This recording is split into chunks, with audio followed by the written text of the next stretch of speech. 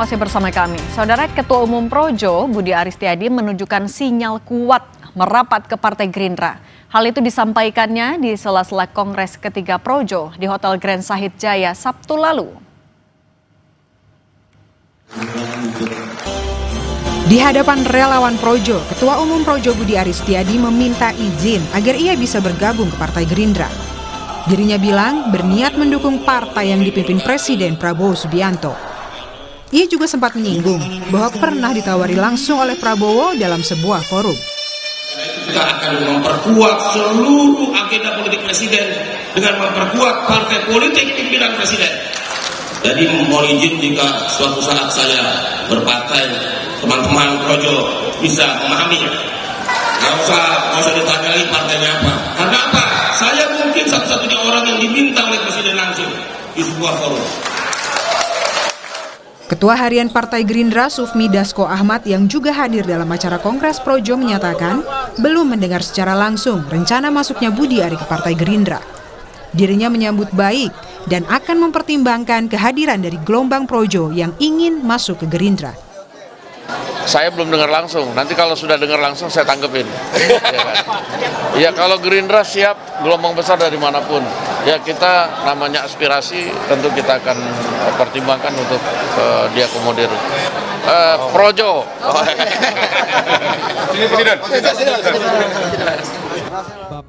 Isyarat bergabungnya Budi Ari ke Partai Gerindra sebenarnya pernah muncul beberapa waktu lalu.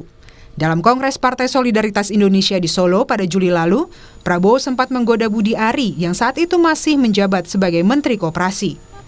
Prabowo menggoda Budi Ari dengan pertanyaan pilihan antara Gerindra atau PSI. Menteri Koperasi Saudara Budi Ari Setiadi. Ini masuk PSI kok, bukan?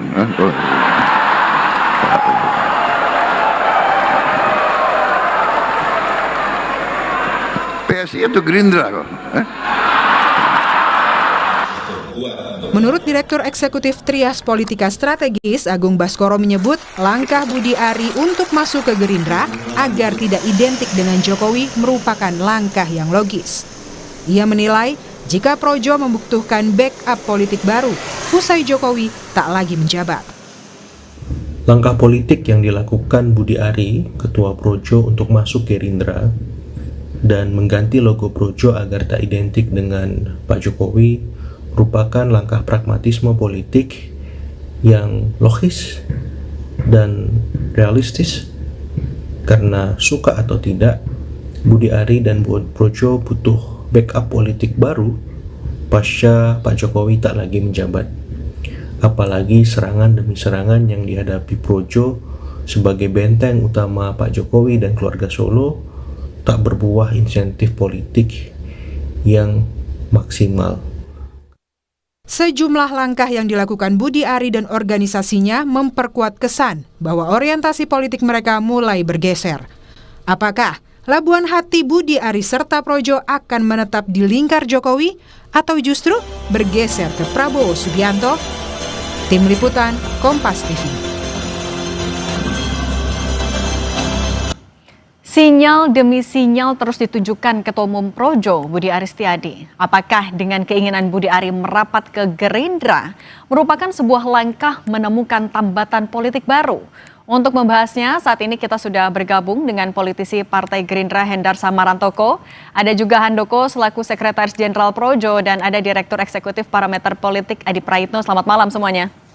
Malam sini, selamat malam Bang Handoko, Mas Adi.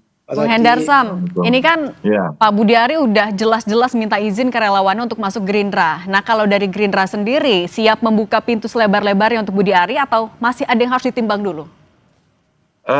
Partai Gerindra adalah partai yang terbuka. Jadi memang untuk setiap warga negara Indonesia, termasuk juga Pak Budi Ari, kita menyambut baik untuk masuk sebagai anggota Partai Gerindra. Nah, karena untuk menjadi anggota Partai Gerindra itu memang tidak sulit, bahwa hanya syarat ber-KTA saja dan kemudian dia menyerahkan KTP dan KTA, kemudian nomor telepon, cukup itu aja untuk menjadi anggota. Nah, kemudian tapi Gerindra mempunyai kultur dan struktur yang kuat.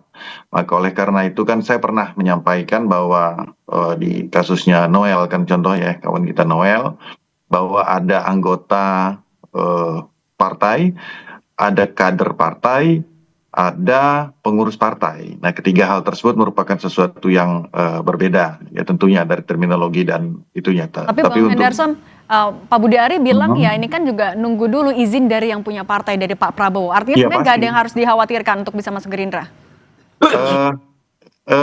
Kita welcome untuk itu sebenarnya, tidak ada ininya. Kalau memang tidak ada halangan untuk menjadi anggota, tidak ada halangan di ADART kita. Setiap orang bisa menjadi anggota dari Partai Gerindra, bergabung dengan Partai Gerindra, ya. Tapi untuk menjadi kader dan pengurus tentunya ada mekanisme yang harus dilalui, kan gitu. Nah, oleh karena itu,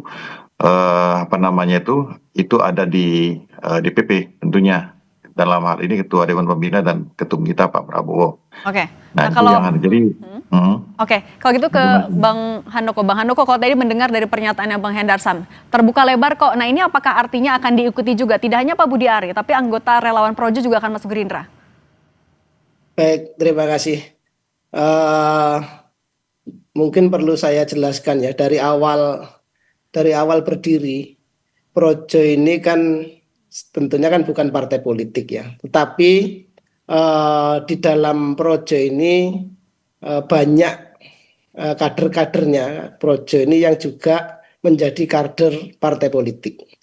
Kalau dari awal sekali di 2014 itu ada kader yang dari PDI Perjuangan, ada yang dari PKB, dari macam-macam lah sampai hari ini.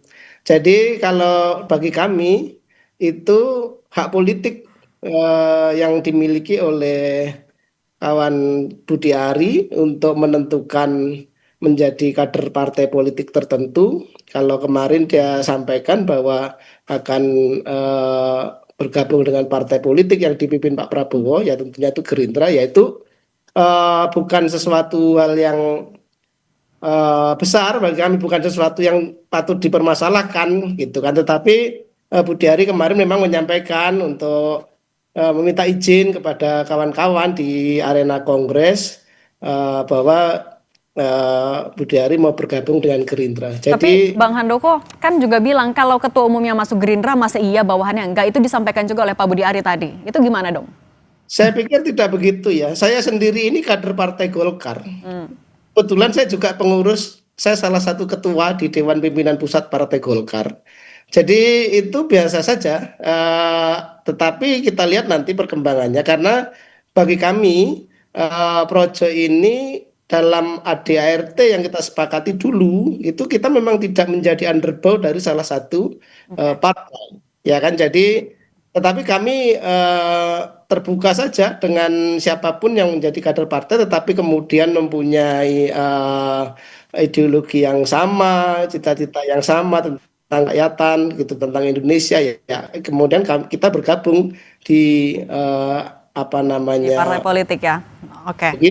Oke. Nah, kalau Mas Adi, sebenarnya bagaimana Anda membaca sinyal manuver dari seorang Budi Ari? Tepatkah kalau misalnya tujuannya adalah untuk menjaga eksistensi dan relevansi? Ya, saya kira ada dua hal. Pertama, harus diakui sepertinya Pak Budi Ari mulai realistis membaca anatomi kekuatan politik di negara kita. Memang salah satu instrumen terkuatnya adalah partai politik. Jabatan-jabatan politik strategis apapun di negara kita, bergen dan proses politiknya itu dalam banyak hal ditentukan dan dikendalikan oleh partai politik, mulai dari konfigurasi soal pilpres, pileg, pilkada, dan seterusnya, termasuk juga jabatan-jabatan politik pasca pertarungan politik itu selesai. Jadi ini yang sepertinya membuat kenapa sosok seperti Pak Budi Ari yang dulu mungkin tidak terlampau terafiliasi dengan salah satu partai politik tertentu, akhirnya memutuskan bergabung dengan partai. Kenapa memilih Gerindra? Ya tentu karena Gerindra partai pemenang pemilu, partainya Bang Hendarson, partainya pemenang pilpres. Jadi siapapun pastinya punya intensi dan tertarik untuk menjadi bagian dari partai pemenang pemilu. Dan ini adalah sesuatu yang terulang. Dulu waktu PDIP yang berkuasa, banyak yang ingin pindah ke PDIP. Sebelumnya lagi ketika Demokrat berkuasa, banyak sekali yang kemudian pindah ke Demokrat. Ini adalah magnet yang memang dimiliki oleh partai pemenang pemilu dan partai penguasa yang saya kira semua elemen politik jika ingin terjun ke partai pastinya ingin bergabung di dalamnya. Tapi Mas Itu Adi, kalau melihat manuvernya ini sebenarnya hanya ingin merapat ke kekuasaan atau mau mulai melepaskan apa ya? Kan logonya aja saja diganti dari Pak Jokowi kayaknya mau diganti atau mau melepaskan sejarah yang lama.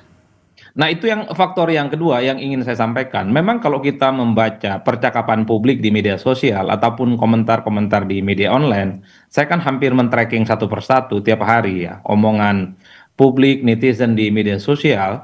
Memang harus diakui ada 3 variabel yang kemudian ditengarai oleh publik. Ini semacam langkah politik yang secara perlahan dilakukan oleh kawan-kawan Projo yang mencoba untuk meninggalkan langkah politik Jokowi secara perlahan. Bukan hanya soal Pak Budi Ari yang ingin bergabung dengan partai seperti Gerindra, tapi adanya transformasi politik katanya yang kemudian menghilangkan siluet foto Jokowi di logo mereka. Itu kan adalah sebagai penegas betapa Projo ini seakan-akan tidak ingin teridentifikasi lagi sebagai bagian dari Pak Jokowi. Padahal publik taunya dulu ya Projo itu adalah Jokowi, dan bahkan kita seringkali mendengarkan putih kata Jokowi, putih pula kata Projo, merah kata Jokowi, merah pula kata Projo, dan seterusnya. Jadi ketika itulah kemudian publik bertanya-tanya, kalau memang ingin terus tegak lurus bersama dengan Jokowi, ya tentu pilihan politiknya bukan ke Gerindra, tetap misalnya bersama dengan PSI atau bersama dengan PSI yang sangat dekat dengan Jokowi, termasuk juga soal logonya nggak perlu diubah. Bahkan kita mendengarkan hari ini satu pernyataan yang semakin eksplisit bagaimana Projo itu seakan-akan semakin menghilangkan bagaimana jejak politik Jokowi di relawan politik ini.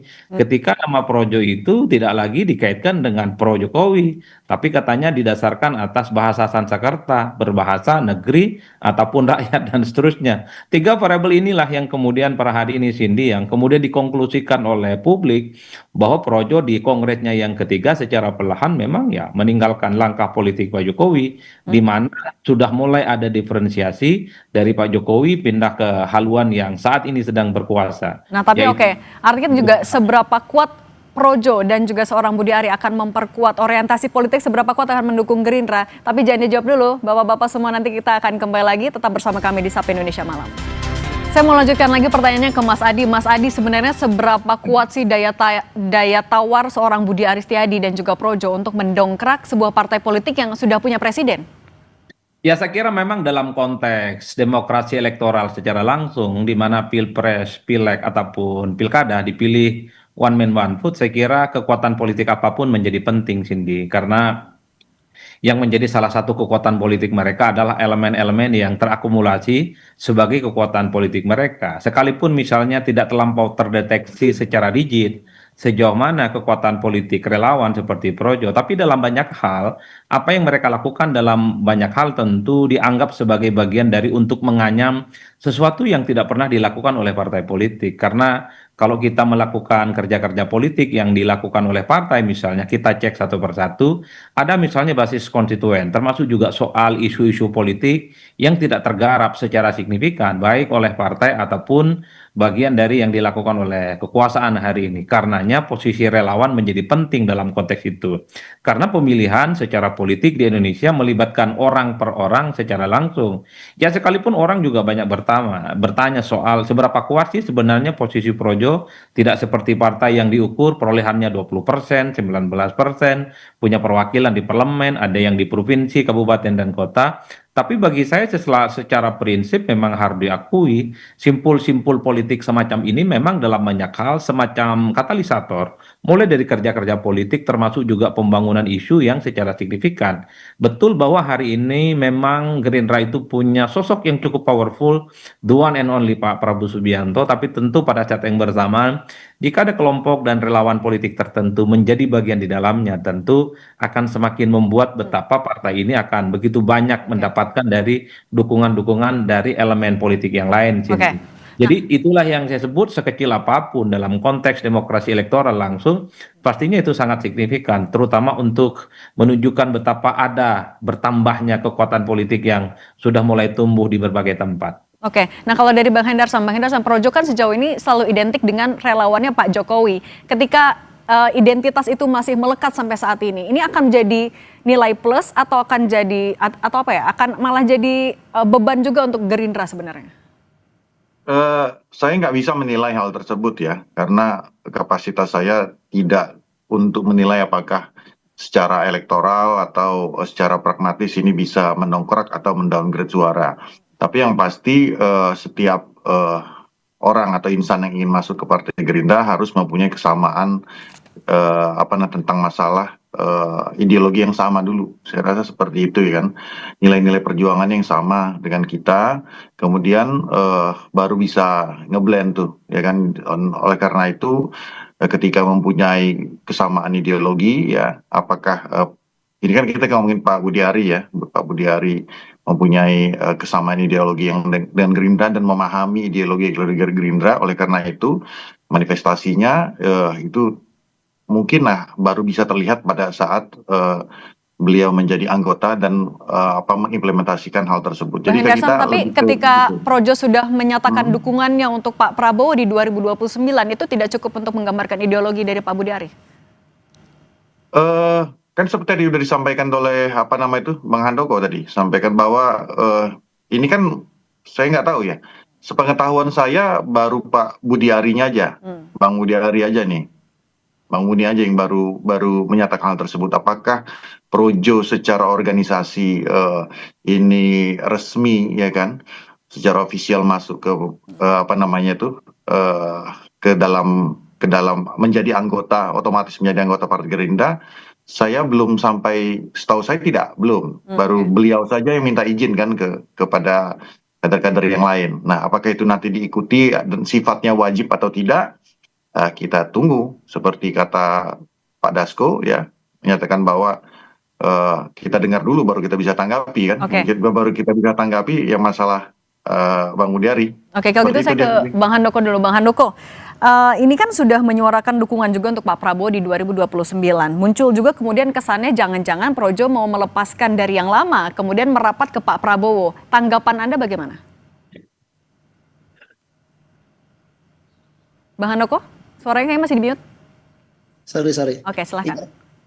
Saya mau tanggapin itu ya. Jadi pertanyaannya tadi seolah-olah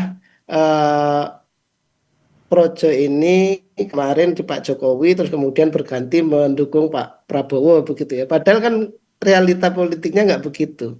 Kami ini di 2022 ya kan, dan kita diskusi panjang dengan Pak Jokowi segala macam, kita menggelar namanya musyawarah rakyat di 30 kota di Indonesia, ya kan, di 30 provinsi.